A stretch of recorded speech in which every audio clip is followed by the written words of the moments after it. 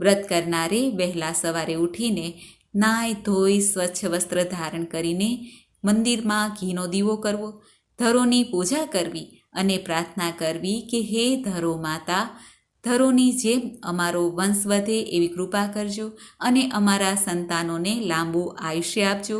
વ્રત કરનાર સ્ત્રીએ ટાઢું ભોજન કરવાનું હોય છે અને આ દિવસે ખાસ કરીને ભોજનમાં ચોખાના લાડુ, ફણગાવેલા કઠોળના વડા વગેરે લઈ શકાય. આ વ્રત સંતાનોના કલ્યાણ માટે બહેનો કરે છે. આમ જોઈ તો ધરતી માતાનું ઋણ કર્જ ઉતારવા માટેનું પણ આ વ્રત છે. ધરો જે એક એવું ખડ છે કે જે આપમેળે જ ઉગે છે, તેને કોઈ ઉગાડતું નથી. પાણી હોય કે ના હોય, ધરતી માતા ઉપર આ ખડ ઓટોમેટિક જ ઉગી નીકળે છે. માટે આ વ્રતનું પણ ઘણું મહિમા છે. જેવી રીતે એ ધરો આપમેળે ઉગે છે અને વધે છે, એવી જ રીતે વંશ